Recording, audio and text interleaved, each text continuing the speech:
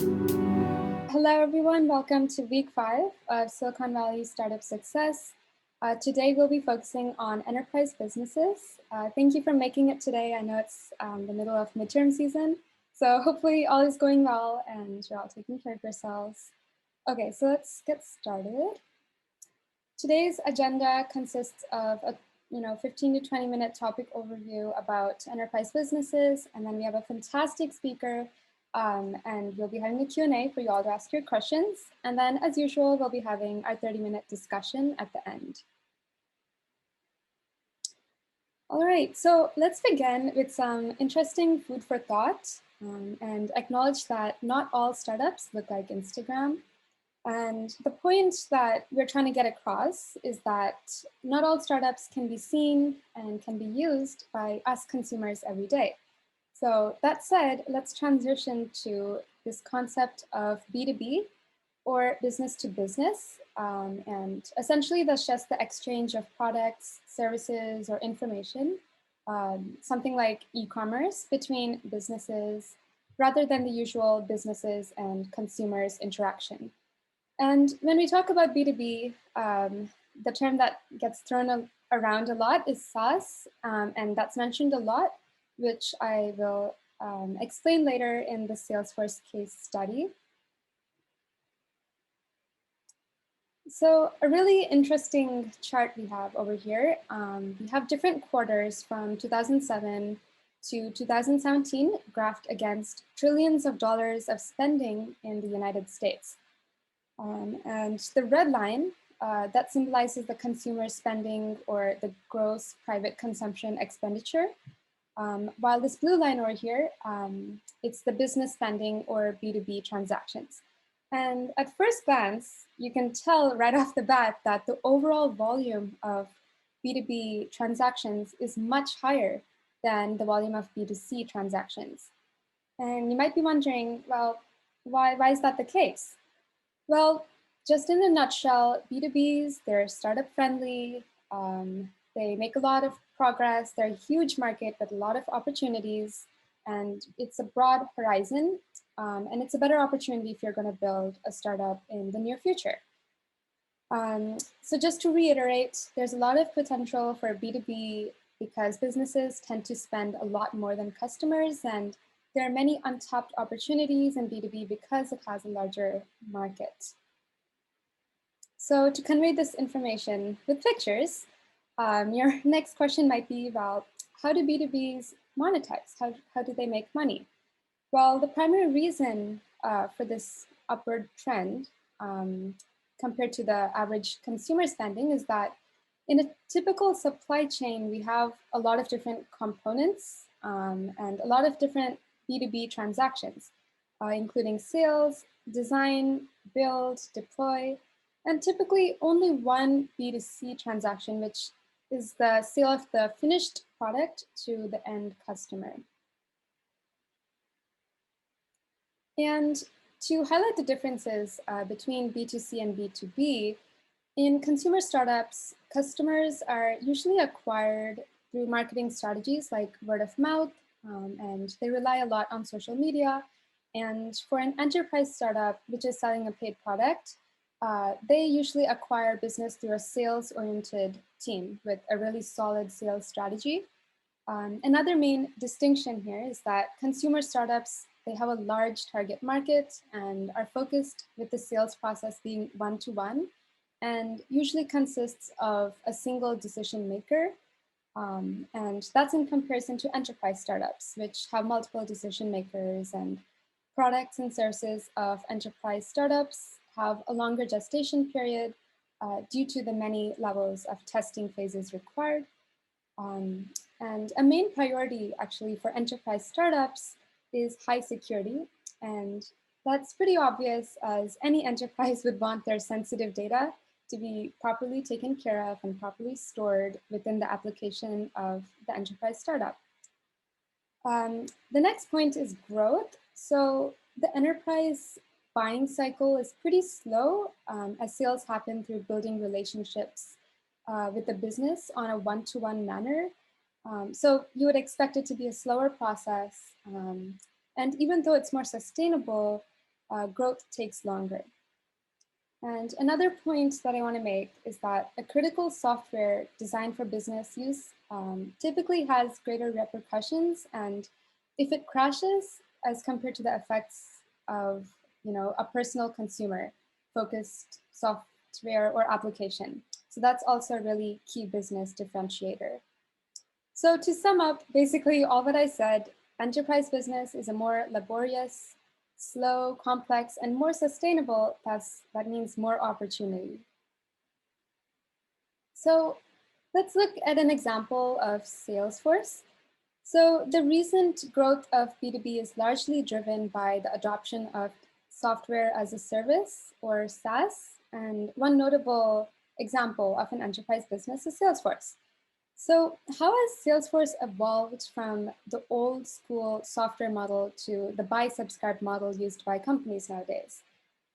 Well, since the invention of computers in the 20th century, softwares such as ERP, human resources, or CRM, they were bundled with hardwares or CDs in the B2B market. So what that means is that they were actually selling software in CDs. And there were many problems with that. Traditional softwares were not really friendly for SMEs, which are small and medium-sized enterprises. And because usually the price is very high, as well as the cost to manage and maintain the software, they would also need to purchase corresponding hardwares in order to run the software. So you could tell right off the bat that that's pretty inefficient until Salesforce came along in around 2004, where they had the vision of software as a service and converting that as a platform as a service. And unlike many companies like Microsoft or Oracle or also Lotus, Salesforce never really messed with the physical products or the ASP infrastructure. They just brought all of the software to the cloud. And its app was delivered purely on the internet with access in the browser, which really transformed CRM and made software much easier to use. And as you can see in 2003 on this graph, there is a huge boom and Salesforce's growth has exploded. So that's a really great example of an enterprise business. So the next question is like, when is my business earning money? And most B2B startups, they lose money in their first few years. And so as a founder, you might ask yourself, how do I know when my B2B can start making money? And there are typically 5 well-known metrics used for any software as a service enterprise. So let's quickly give a quick run through of each one of these. So the first one is MRR, which is the monthly recurring revenue. And some other companies also use annual recurring revenue. But your monthly recurring revenue is dependent on 3 different factors. The first one is churn, which is lost customers or attrition. And you typically look at that either on a monthly or annual basis. And churn really defines your average lifetime of your customer. So the second one is growth of your existing customers. And then the last one would be new customers. So we talked about MRR and then churn. What about average revenue per customer? Well, the metric you really want to look at is how much revenue a customer is going to bring over its entire lifetime. So customer lifetime value, pretty self-explanatory, so I'll just breeze right through. And then the last one is customer acquisition cost, which is just how much do you spend in terms of sales or marketing to acquire one new customer. And these metrics are used by many VC firms like the ones written below. So that was just a quick summary of B2B, and it's a huge market with a lot of potential. And as we saw, there are quite a few distinct features and traits for each startup. So now I'm super excited to introduce our speaker, an industry professional who has been there and done that and will provide real life evidence and inspiration for you all. Great. Well, thank you very much. I appreciate you having me today, and it's exciting to talk to all of you about one of my favorite topics, which is vertical SaaS, which is a subset of B2B software. So at a high level, what I want you to take away from today is basically that vertical SaaS is the best business model. That's that's basically what I'm going to be trying to convince you of today. And if you have questions, jump in or let me know. So we're going to go through what is vertical SaaS, and then I think more relevant for you is how do you identify good businesses to build that offer vertical software, or good businesses to work at. So I'm going to start with maybe a bit of my personal background so you know where I'm coming from on this, and then move into what is vertical SaaS, why is it so great, and then focus on Qualia, the business I started as a case study, and then how to apply these principles in general. So I think the most important distinction is something Siri already made, which is basically the distinction between B2B businesses and B2C businesses. So what do you mean by this? So B2B is exactly what we were talking about before. That's Salesforce. That's software selling software to a business. And a B2C business is business to consumer. Software, someone selling software to a consumer. So think Facebook, or something like that. So most first-time entrepreneurs think about B2C problems because they're familiar with, this checkout experience was really bad, or this, restaurant interaction that I had as a consumer was really bad. And they ignore B2B. And so it's really unusual for people to say, oh, I'm going to focus on the business as a customer versus I'm going to focus on the consumer as a customer. So we're going to today just explore what does it look like to sell to a business as a customer. So I would say the first thing is that, I was lucky to run into the businesses early on because I grew up in Ohio working in the family Dairy Queen.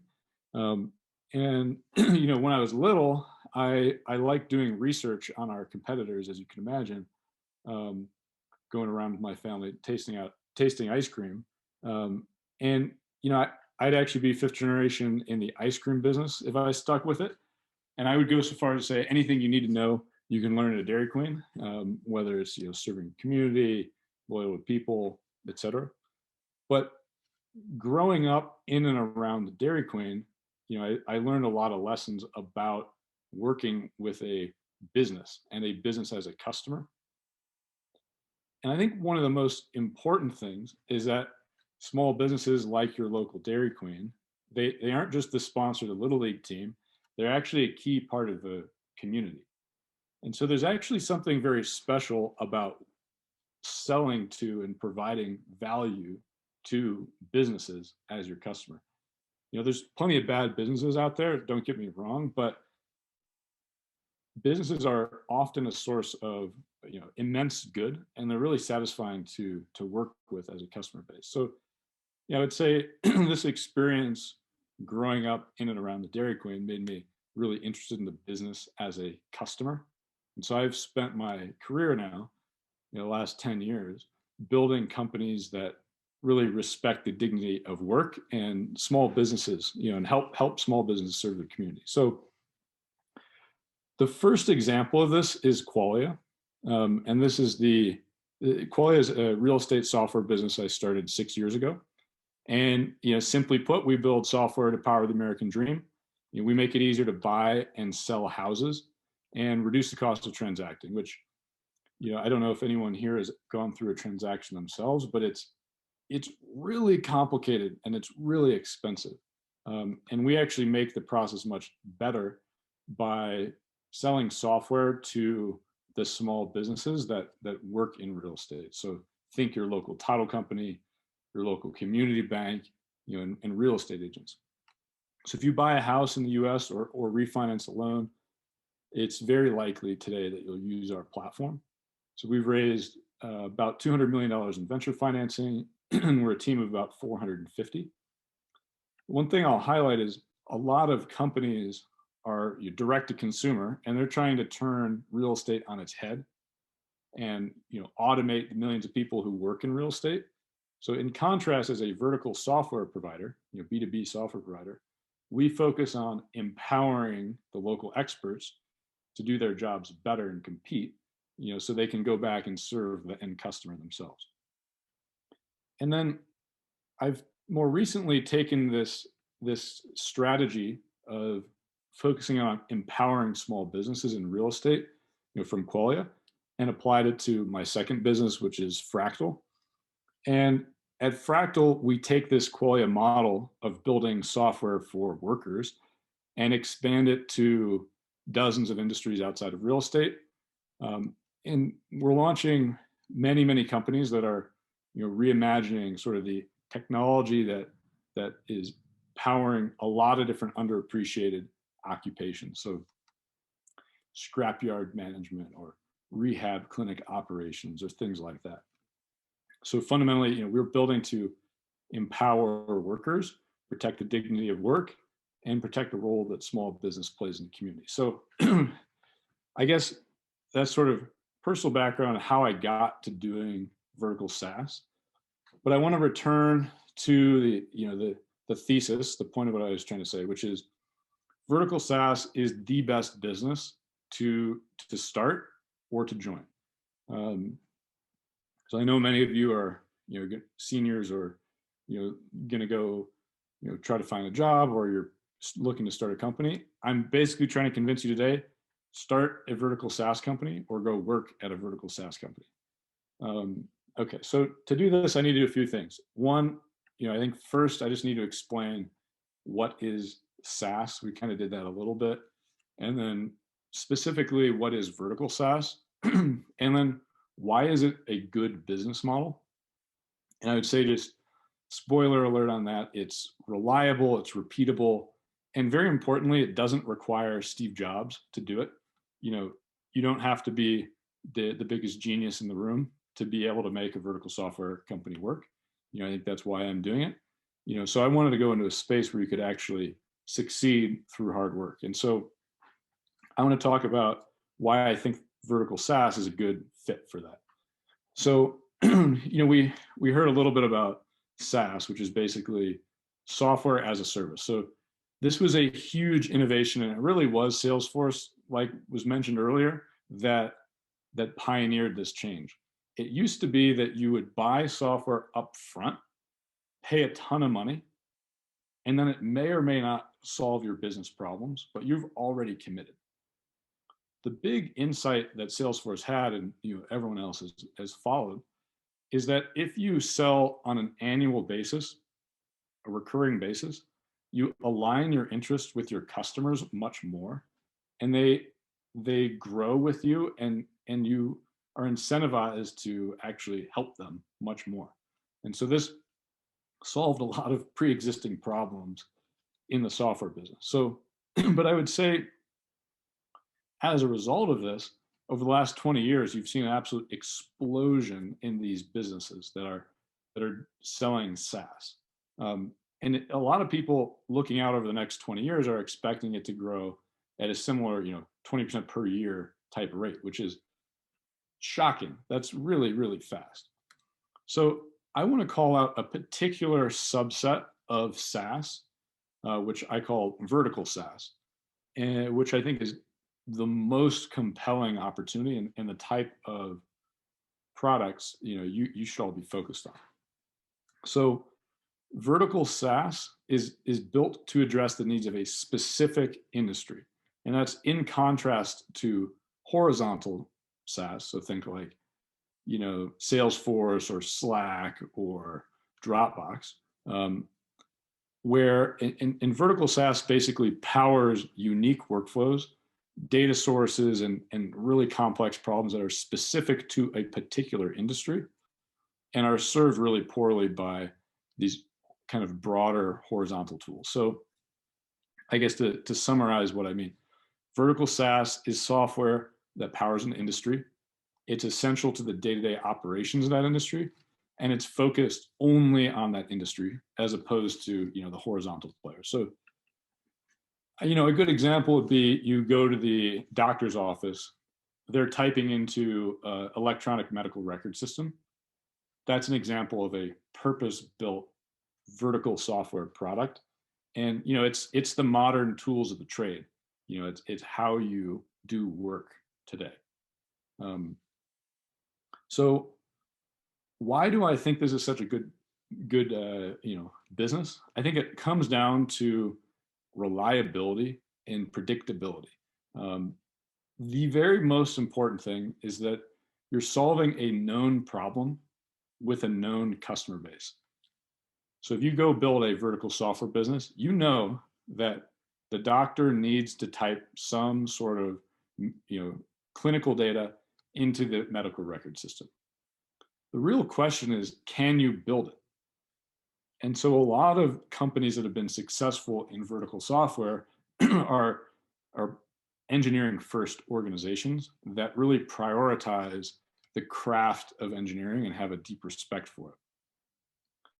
The other thing that happens in these spaces is you end up having, on average, more efficient sales cycles because you know who needs your product, which is helpful. And then you align your interests with your customers. So I don't know if any of you, maybe 10 years back or 8 years ago, I think is when Microsoft switched, something like that, bought Office on a one-time fee. It used to be that you could buy a license of Office and use it forever. Now it's recurring. And that transition was, it allows Microsoft to charge more over time, but more importantly, it causes them to care about you renewing. And so it causes them to want you to like their product. And so this recurring relationship allows you to build a lot more trust and provide a lot more value into the conversation. And so what that means is that for vertical SaaS, there's usually kind of an initial product which is sold, which is like a core platform or something like that. And then there are lots of other products that are sold on top of it that are, value added services that makes everyone's lives better, that the customer can easily opt into because they already use the existing tooling. So that's kind of why I think vertical SaaS is such a great business model. But then there's the added bonus of it being frequently overlooked. So there's really two reasons why. One, the most legitimate is that vertical software, as you can imagine, just looking at the doctor's office medical record system, it's really complicated to build. And actually getting in and understanding an industry requires a lot of work and a lot of empathy and a lot of time. In the early days, we actually lived in our first customer's basement to try to understand, what they did all day, to try to really get in their head about what product needs to be built. So, one, people overlook it because it's hard to do. But then second, people overlook vertical software because they tend to think that the opportunity is small. This has been proven to be the wrong perspective over and over and over if you look at a lot of big public companies. But there's still often this perception. And I think it's because people are undervaluing the worker and the actual day-to-day happenings in these small businesses. But if you reinvent someone's day-to-day lived experience working in a business, that trust and the value you've built allows you to offer them other things like B2B marketplaces or B2C marketplaces or your customer portals or managing more of their payments volume. And often the opportunity becomes 10x bigger than people originally thought when they were looking at, oh, what is this narrow business? So, that's kind of why I think vertical SaaS is great, what it is.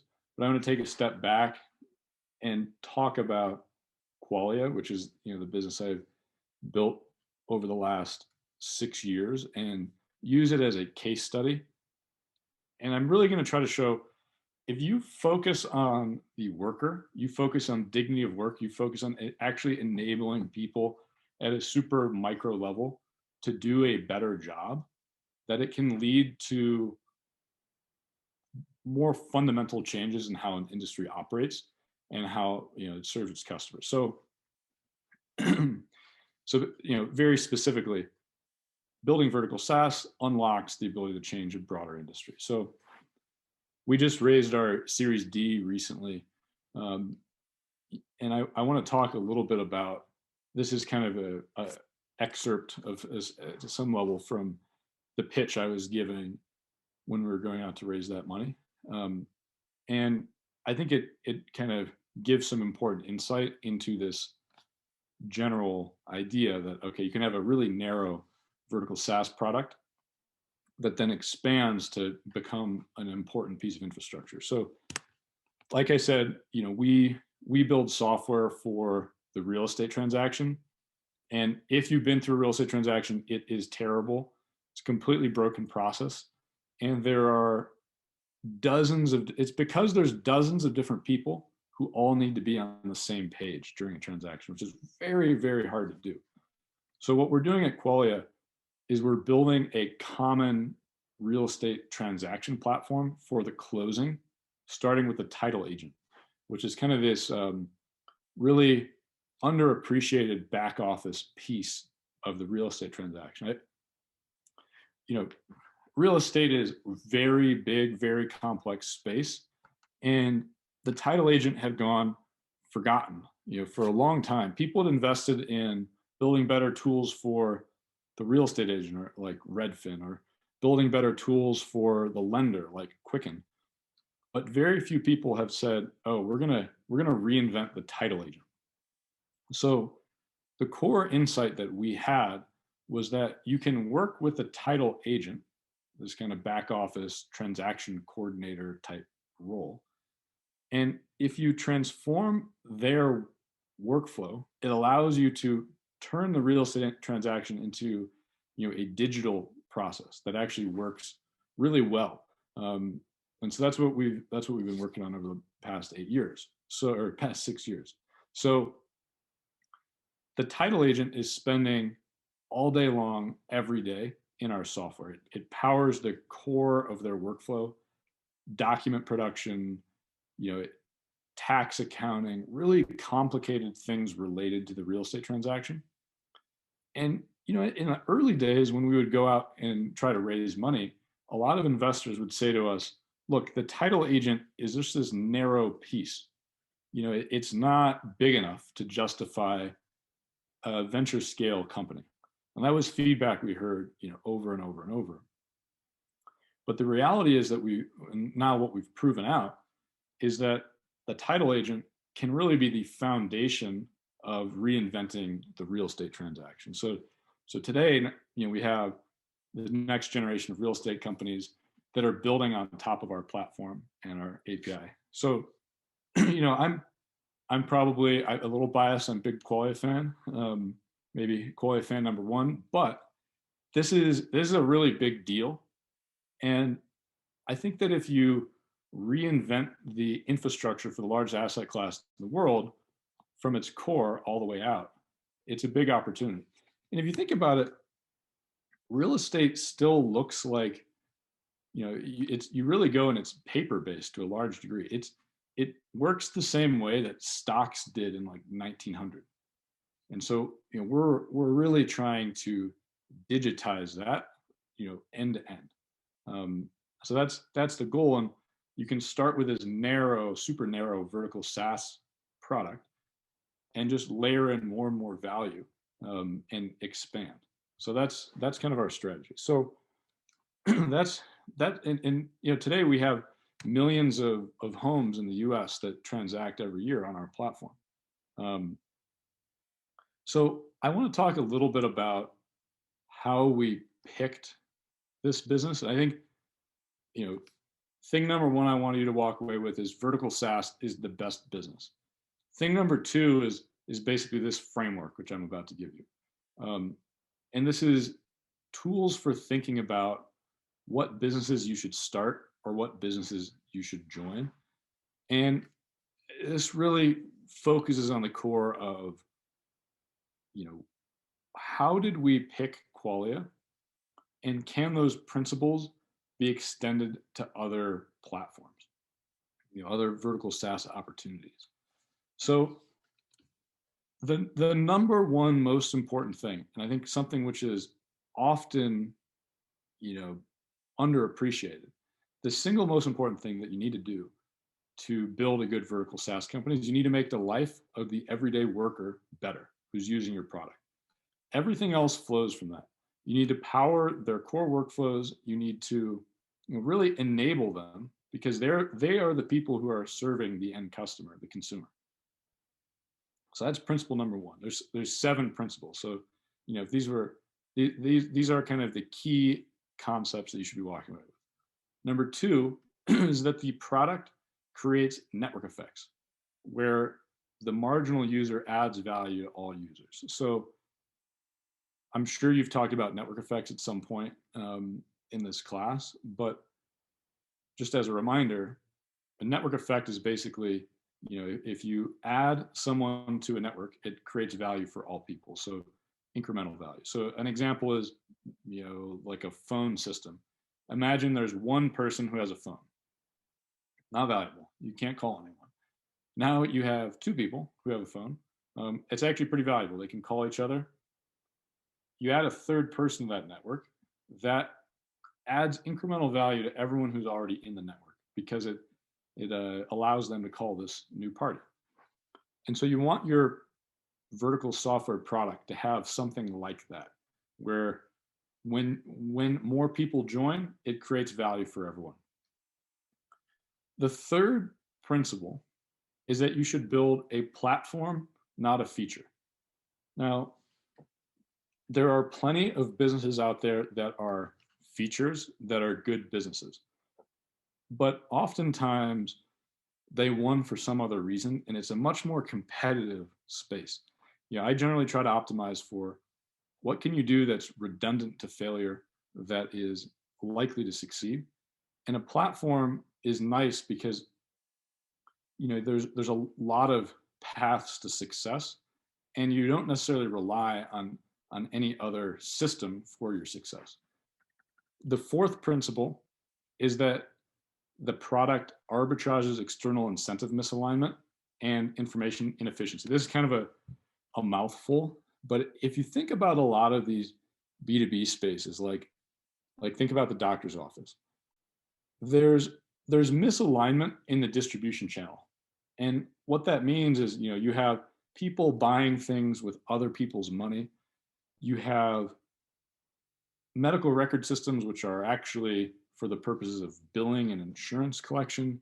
You have a lot of strange, convoluted knots of incentives. Those are often really complicated to understand, but if you can actually wrap your head around it, very productive places to build businesses. The 5th principle is that the product leverages the existing technology wherever possible, but doesn't rely on a proprietary 3rd party for a core competency. This is important because you don't want to rebuild things. You want to use what's off the shelf when possible, but not become overly dependent on it. 6th of the 7 principles is the product engages with the customer's partners and increases access to related problems. So if you're the medical record system, if you are also engaging with the insurer and also engaging with the patient and the doctor, and maybe some referrals to other types of doctors, it creates an opportunity for a network effect and for you to go sell other value to some of those other parties. And then the final point I want to emphasize is that, if you're trying to optimize for probability of success, is that you should sell a high velocity inside sale to a small and medium business. So don't go sell to the hospital, because the hospital is going to take years to decide to buy your product, and it's going to be really hard to get off the ground unless you're a true expert in that type of business. And then you should also go into a business that has known competition, because that there's an actual value that you are enabling. And so the sum of kind of SMB go to market plus known competitors often equals workable sales economics. So, those are the 7 principles, I would say, to a successful vertical SaaS company. I drew these up, and there's lots of businesses that fall far outside of these recommendations. But I think that if you fit neatly into these principles, your probability of succeeding as a first-time entrepreneur is much, much, much higher. So whether we're building a new product line at Qualia or launching a business at Fractal, we basically look at these principles and say, these are helping us identify sneaky big opportunities where that are compelling for vertical SaaS. So I want to do just a quick review of what I said, and then we can kind of go into some questions. And I'm looking forward to hear from you on this. So I hope you have some. So basic thing I've been trying to say, vertical SaaS is the best business model. If you're a first-time entrepreneur, you should be building vertical SaaS. You have a protected downside because the thing is needed. There's asymmetric upside if the addressable market can be expanded, like I was talking about. You just have good risk-adjusted return. What this means is that you actually have a high probability of being in a position to impact the world and the industry that you're in. And it's more likely to succeed. So if there's anything I'm trying to say, the actions you should all take right after this is you should go do vertical SaaS, whether you're starting a company, joining a company, because it's repeatable and it's reliable. So I think with that, I'll just leave it there, and we can kind of go into some questions. Awesome. Thank you so much. Super interesting. And okay, I'm not really interested in vertical SaaS, so I'm going to look more into it now. All right, so if anyone has any questions, feel free to raise your hand, or you could also private message me. Anything's fine. Yeah, and if you don't have any questions, I can break the ice. Okay, all right, wait, we do have a question from Peter. Yeah, so if you could please reiterate the 4th principle you mentioned again, Nate, that would be great. Ooh, let me think. So I think the 4th principle is about incentive misalignment. This is actually a very important principle. It's basically, it's best to be in an industry where there is significant incentive misalignment in the distribution channel, either for your product or for the product that your customer produces. And this usually means that there's sort of strangeness and pockets of inefficiency in a market. You see this a lot in highly regulated spaces, or in spaces where there's kind of government buyers or really enterprise-focused buyers that maybe have incentives that are different than you would expect. And so if you're looking to go start a business, one thing I would recommend is go find some SMB space where there's a lot of small businesses, but at the same time, they have to deal with a lot of compliance overhead and just generally regulatory stuff that's really important to get right. And you can help your end customer get that right. And on doing so, kind of unlock a lot of value for that industry.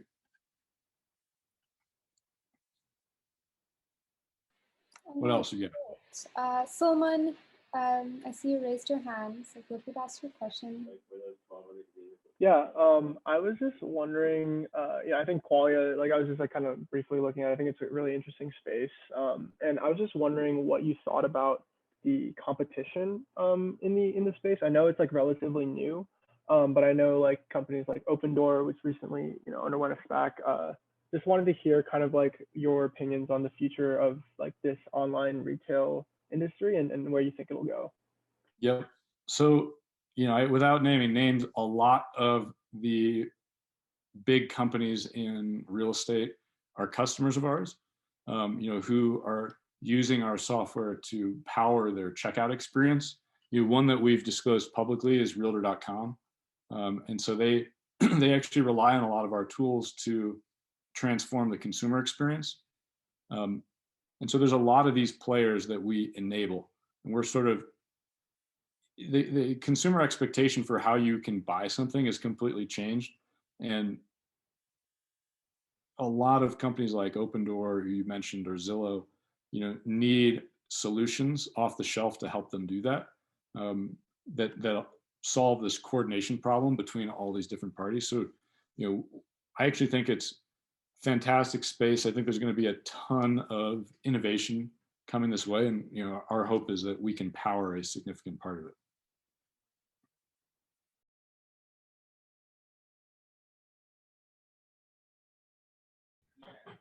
I had a question. So for Qualia, like, how did you get like your first couple customers, and then also like how do you? I know like real estate is kind of like I mean, I think relatively to other industries, like a slower moving kind of field. So like, how do you like get past like the stickiness of like companies that are like, I know like I have a friend that works in the mortgage industry, and like a lot of their products of their company are like super ingrained in their processes. And how do you like manage to like pull people away from that stickiness into your product and stick with that? It's really hard, I think, is the the first answer. The thing that most people ignore is that you actually have to make the day-to-day life of working in your product better than what it would be otherwise, for your end user. And that's just the name of the game. So you need, like I said, we actually went and lived in our first customer's basement for like 6 months, in the early days, to try to understand what is it that they need. How do we build it? So it takes kind of a coming together of really good engineering talent plus actual industry expertise. So we hired a lot of people in the very beginning who had that expertise, and they helped us get our first couple customers. Thank you.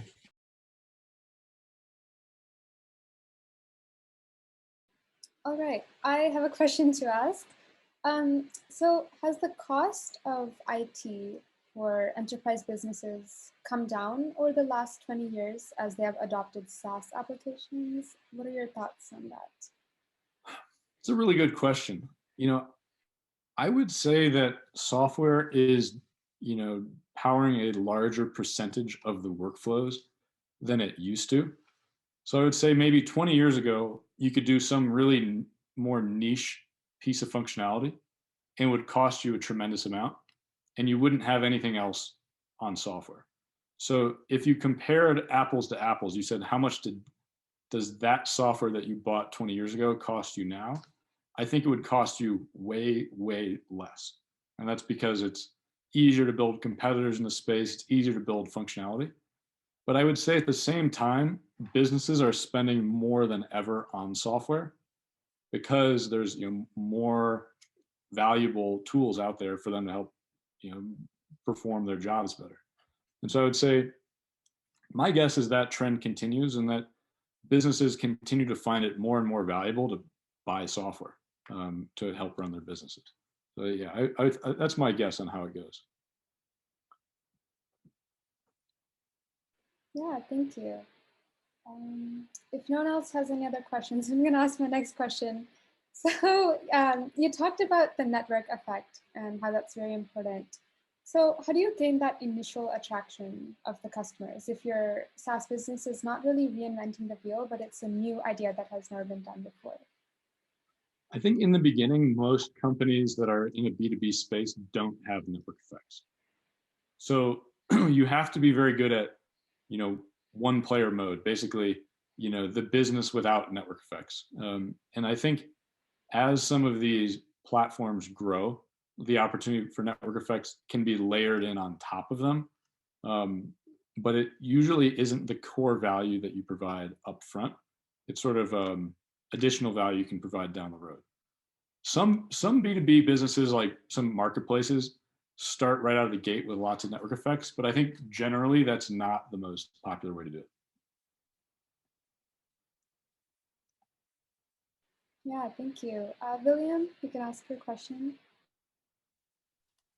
Hi, I was wondering, you mentioned that, worker empowerment, right? And I saw a blog from Qualia about this too right now. I'm looking at it now. But I was wondering, like, how do you empower people without, getting into micromanaging them? Like Steve Jobs, for example. I know you're not him, it's different personality, but how would you go with that? Thank you. Thank you for the question. I think, it's about freeing people up from a lot of the work that they're doing, which is kind of manual or redundant, and less so about micromanaging. And I think, I think they're very different things. You can have kind of reporting and things like that, which might, go towards managing people effectively. But I think at the end of the day, it's about helping people that do their jobs more effectively, and in a way which allows them to be more competitive in the market, and less so about that micromanagement.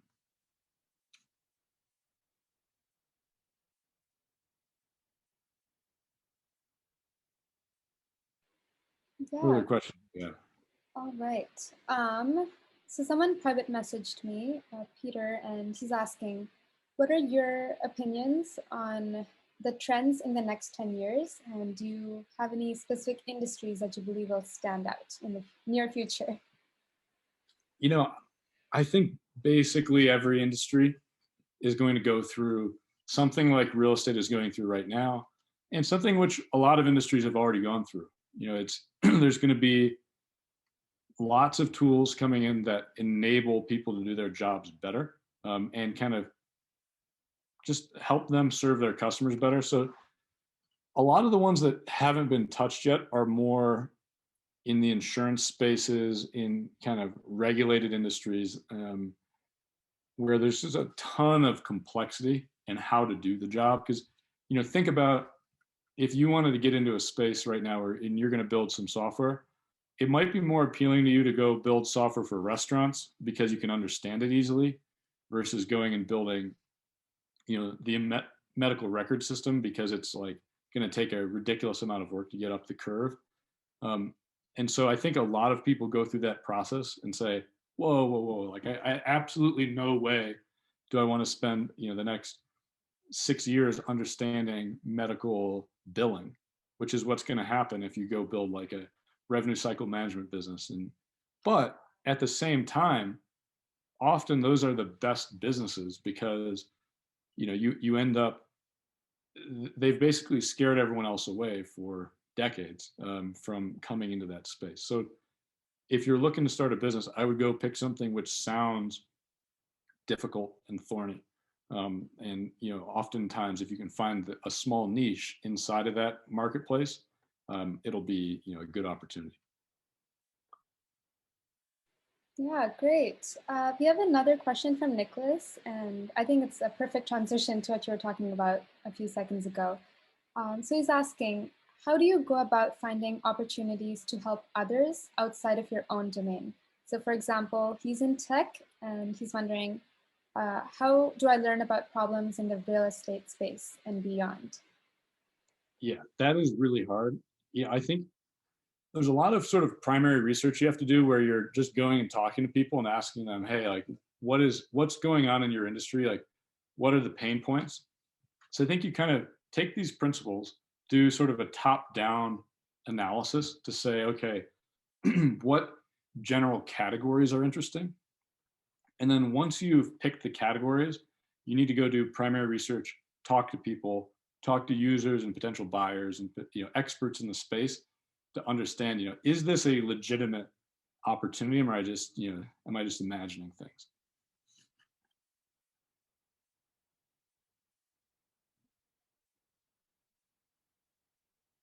Yeah, William, go for it. Right. Hi. I was just wondering, like you mentioned ideas, you're like pitching this to people, you're getting like trying to get feedback and see if, it's a sanity check, right? You're trying to see if everything is sane, you're not like too crazy, right? But have you ever like, what is your experience on being worried that people is going to take your idea, steal it? And I know it's like, the dream, right? You have the dream, but what is your opinion on that? People aren't going to take your idea. I would tell as many people as you can. It's, it's really, really hard to go build a company. Most people who, are capable of going to, steal your idea, they don't want to go spend the next 6 years working on your idea, it's, or the next 2 decades. And so I think people are a little hesitant to get out in the market and test it. That said, you don't need to go tell every venture fund in the world about what your idea is. You just need to go call people who work in the industry and understand, like, what are their needs? What are their pain points? That's all the validation you need to do.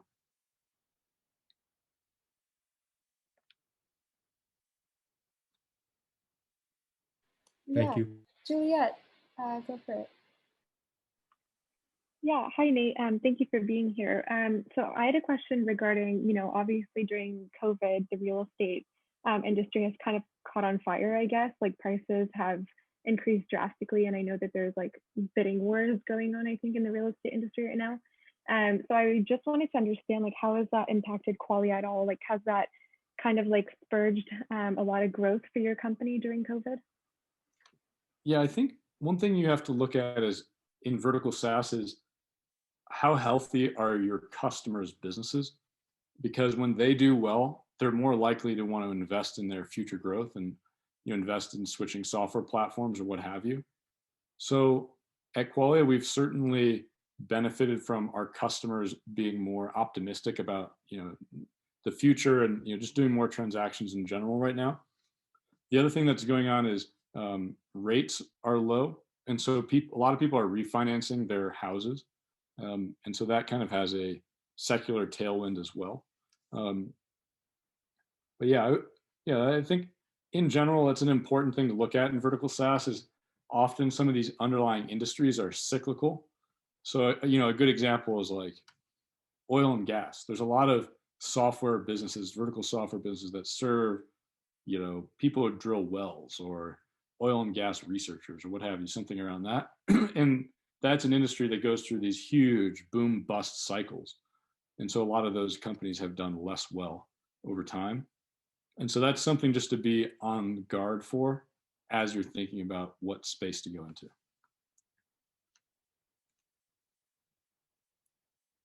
These are good questions. What else do we have?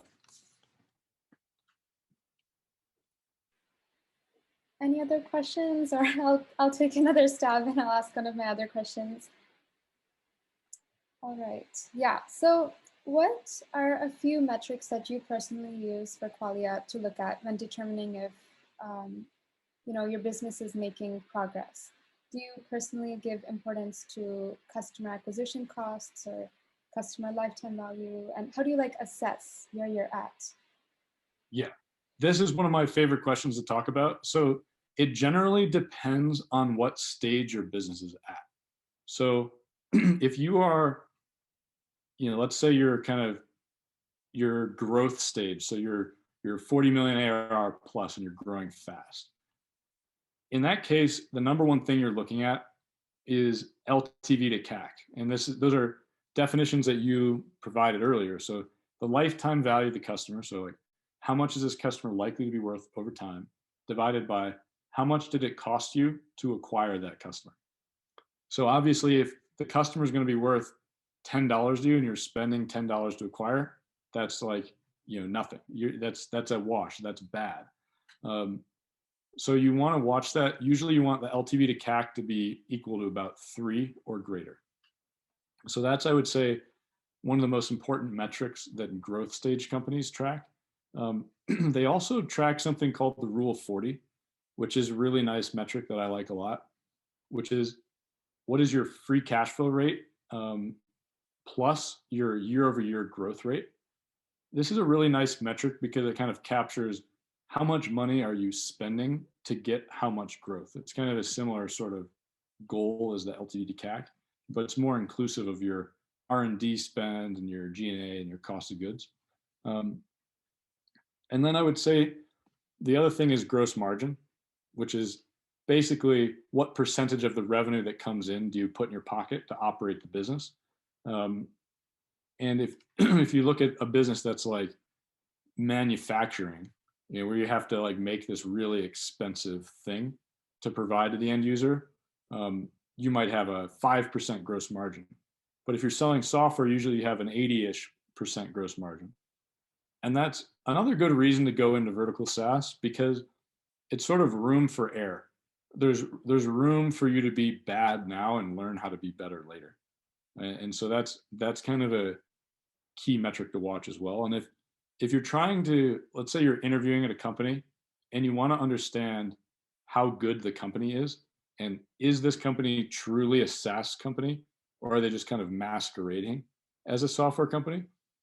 The most insightful question you can ask them is, what is your gross margin? Because if it turns out they're just, selling office space, their gross margin is going to be really low. And if they're truly a SaaS company or software company, their gross margin will be really high. And so that's another metric that I'd really recommend looking at. Yeah, thank you. Anyone else have any other questions? Feel free to raise your hand or PM me. Otherwise, I'll ask one of my other questions. Okay, yes, You've got a lot of William. questions.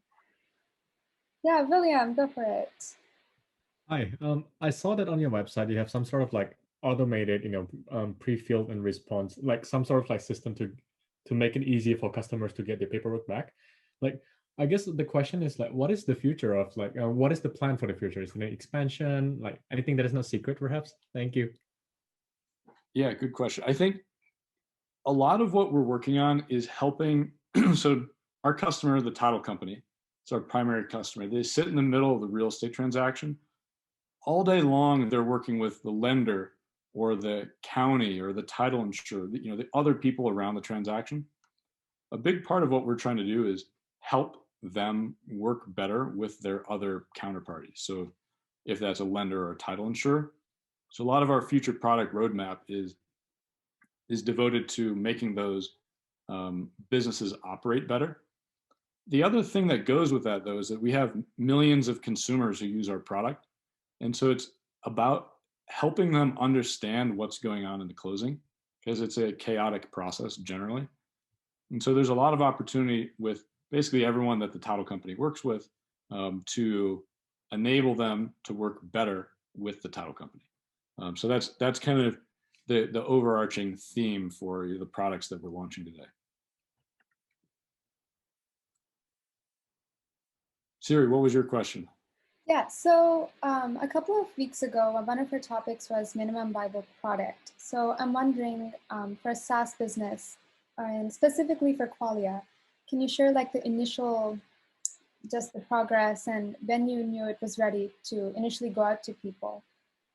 So this is the catch. This is why B2B software is hard, because the minimum viable product in B2B software is often something which is much more complex than, Snapchat. You think the minimum viable product for, a consumer app is simple. Oftentimes they built their MVPs in like a matter of weeks. That is not the case in B2B software. In B2B software, it takes, years in some cases to launch, the very first product. That's definitely the hardest part about it. But, I'd say fortunately today, there's significant investor appetite in backing teams to go work on these types of really complex products.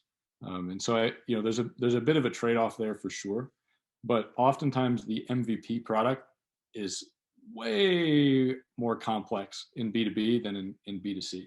And that's, I would say, the other main reason why people have historically gone and drifted towards B2C instead of B2B. It just seems harder to get into. Yeah, got it. Thank you. All right, I have a couple of more questions. So anyone, if you all have questions, feel free to interrupt me. Nate, it would be great if you can talk about the different components, like the B2B and then the B2C components of Qualia, and how is it different when managing both of them? I would say most B2C companies are selling something to consumers. So basically the consumer is paying, or I guess in the case of like Facebook or Google, like people are advertising to the consumer. The product is search, but people are paying. Now, in our case, the consumer product does not cost the consumer anything. And so from that perspective, we don't sell anything to the consumer. We sell a product to, to businesses that they use to help power their consumer experience, and kind of reinvent that consumer experience. And so that's a pretty big distinction, where our focus is on businesses and empowering workers much more than it is on, just selling something to the consumer. If we do that, though, the byproduct is that we transform the consumer's buying experience because they're working with this company that invests in improving that relationship. And so it's a subtle distinction, but I think it's very important. And a lot of the best B2B companies have some element of interaction with the consumer, but the consumer is not the product and is not the person buying the product. I would say that it's also nice because it aligns the interests better in the whole ecosystem. So you have a lot of interests, or you have a lot of problems with companies like, some of the big consumer tech platforms doing things which might not be in the interests of their consumers. And so in B2B, you don't run into that problem because your buyer is the one who is choosing to use and paying for the software. Okay, makes sense. Thank you. All right, I'm just going to go on with my questions. So considering SaaS B2B companies take a long time to make profits, how are VC companies investing in B2B startups? So B2B software is more popular than ever right now, and there's a ton of venture firms out there who have a primary focus on, companies like Qualia, companies that are enabling some niche vertical and, a lot of the players around that. There's also a lot of these horizontal B2B businesses that are doing incredibly well. Like, I don't know if you know Snowflake, but Snowflake is worth like only, Facebook's only about 4 times bigger than Snowflake, something like that, maybe 5 times. Like, that's shocking. Like, a lot of people on this call, I'm sure, have never heard of Snowflake. And, they've grown like crazy. And so some of these B2B businesses truly can get huge. And so there's a lot of investor appetite and interest in this category of businesses. Yeah, it's great that you mentioned Snowflake because I live like 5 minutes away from one of their offices. So whenever I drive by, I'm like, oh, Snowflake. And yeah, they've been doing fantastic. And yeah, so yeah, totally relate. So this is kind of going off on a tangent, but can you talk about, where you got the inspiration for Qualia and what made you focus on real estate?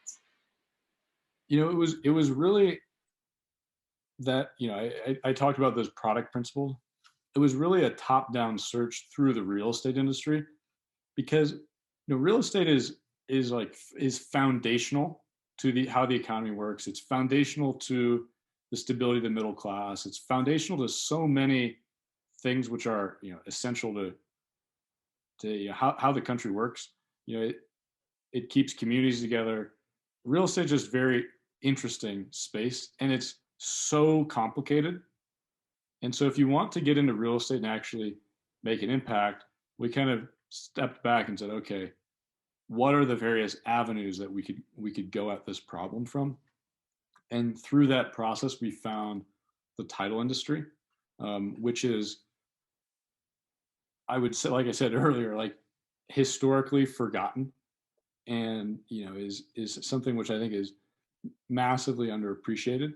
And so, yeah, by focusing on it, we were able to get into the broader real estate industry, which is something that we're trying to trying to fix, and which we'd always been very interested in.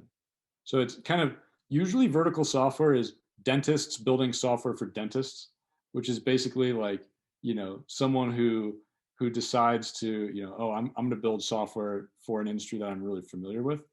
But I think that's this is a bit different. Yeah, thank you. I have a question that's not really specific to SaaS, but any sort of startup. So what are some ways that you use to iterate on ideas? So I personally, I use the business model canvas. I have like a huge like physical canvas that I take around and talk to people about. So how do you make iterations on like value propositions, customer segments, just when you're starting off with your idea? I think the most effective way to do it is just in an actual written essay form. I think that often is where you're going to get the most bang for the buck in terms of really understanding what's going on.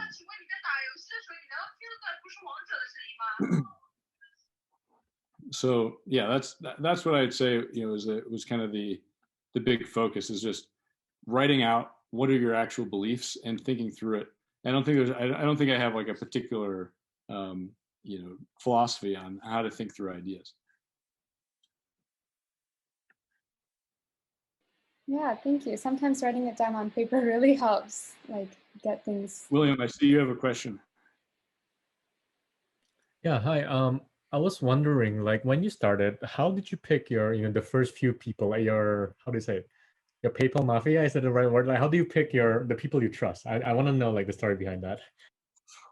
It's very hard, and at the end of the day, you do have to take a bit of a bet. Oftentimes a lot of the best founding teams have known each other for a very long period of time. I think beyond that, the best you can do is extensive referencing, really making sure that your interests are aligned. I think this is probably the thing that people get wrong most frequently is they'll start a business with someone who has very different incentives than them. And so when it comes to how aggressive should we be in spending money, or how when to sell the business, or kind of fundamental questions like that, people get that really wrong.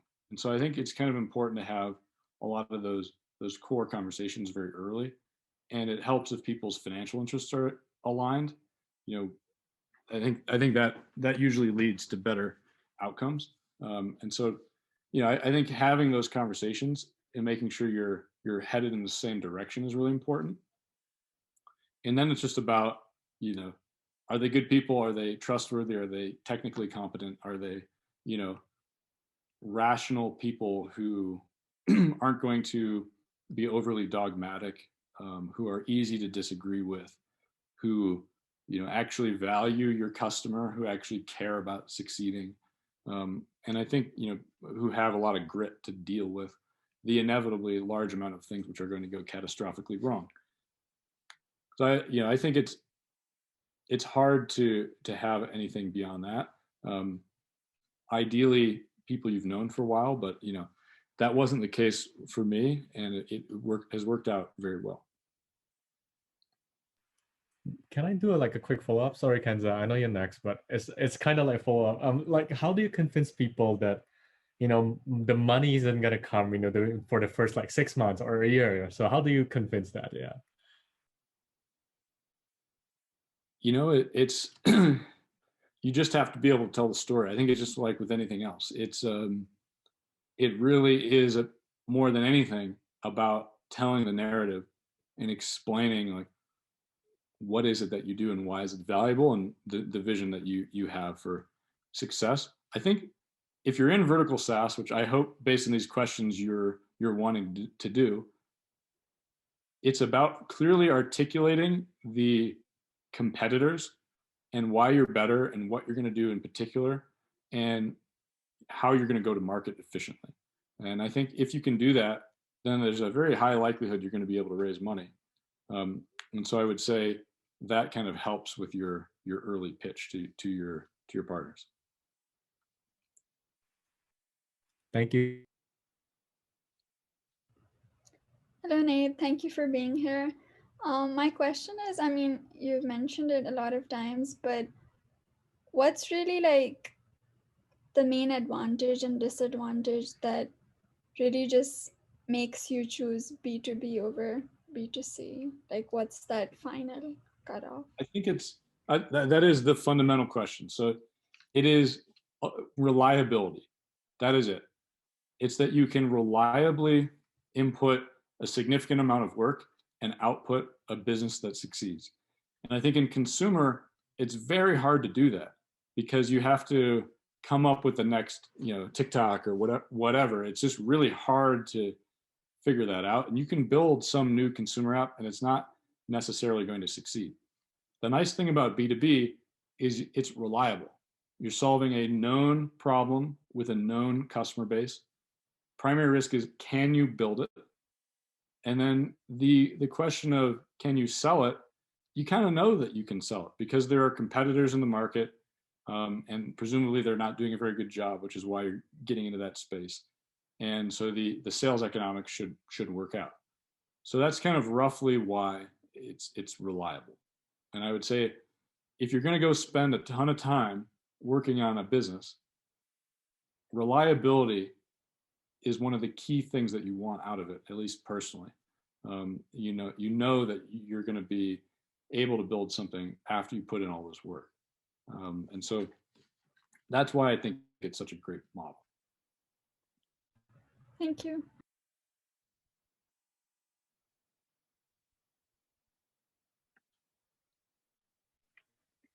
Hi, Nate.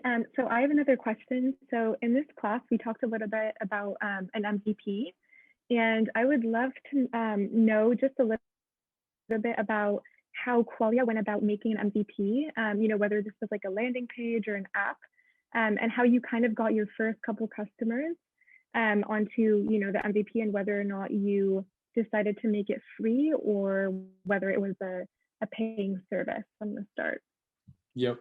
So like I mentioned briefly before, it took us a long time to build our MVP. It kind of on the order of 18 months before we even had a usable product. And that's a large group of people working for a long period of time to build something which is useful. And that's challenging to do, and I think requires having venture investors who believe in the story and believe in the opportunity to reinvent whatever market you're going into. So no, we had to build the whole thing before it was even useful to anyone. And when we signed up our very first customer, this guy Barry Feingold, who we were a big fan of, Barry had to take a leap of faith that the product was going to work, and he had to take a leap of faith that we were going to be able to build it. And it was over a year before he could really truly run his business on the software.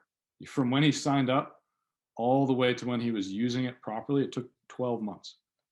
And so you have to have customers and partners and investors who are going to be taking a long-term bet on you and your business, and who share your conviction that it's an important industry, and that if you invest in the workers, the people who are doing the job, you can actually achieve a really good outcome for everyone involved.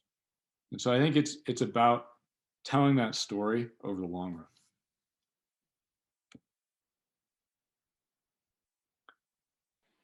Yeah, so we're almost at time, Nate, but thank you so much for taking the time for all of your insights about Vertical Sas, B2B, Qualia's story, honestly, everything. I personally gained a lot of inspiration from your advice, and I'm sure that many students as well are now jumping in their seats to get started. So thank you so much. We appreciate it. Thank you very much. And yeah, anyone feel free to reach out to me if you want to talk about Vertical Sas anytime. I'm just Nate at Qualia.com, so easy to find me. And as you can tell, I love talking about Vertical Sas. So if you have questions, you want to talk about a business that maybe you're going to start, let me know. Happy to help out. Thanks for having me on today. Yeah, thank you for coming. Hey, take care. Bye. Okay, awesome. So now we'll be going over a couple of logistics. So the March 9th enterprise business quiz assignment and project assignment was due. I think it was due oh, sorry, the typo here. So it was due by this Sunday at 11:59 p.m. And the access code for the quiz is go vote it is also posted on school B courses. And the quiz is mainly free response questions, so don't stress about it. It's just like what the ones we did before. Yeah, just to add on, it's like the same kind of assignment. It's just a different format. Yeah. Mm-hmm.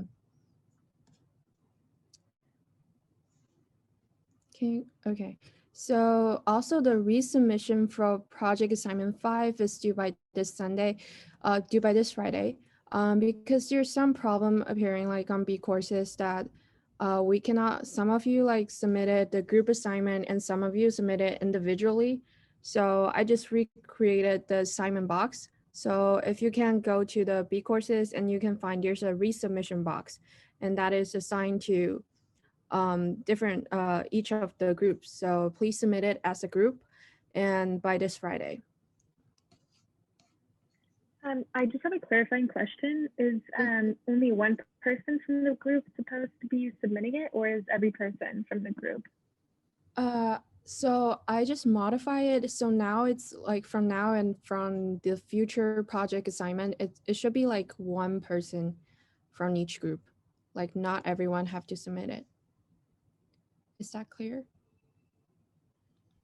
Yeah, thank you. Mm-hmm. Okay.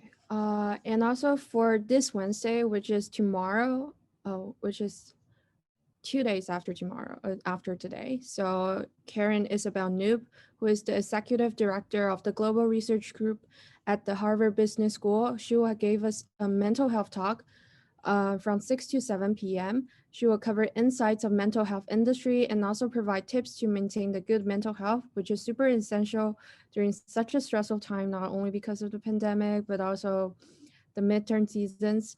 So if you're interested, please scan the code above and sign up for the event. Yeah.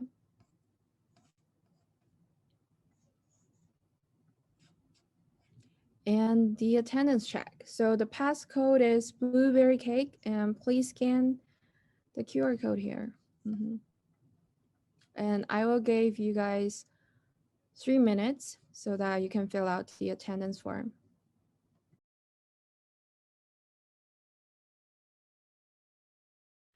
All right, I think we can move on, Grace. Okay, so now we're going over to our discussion session. So I will create the breakout rooms, and then please join your team.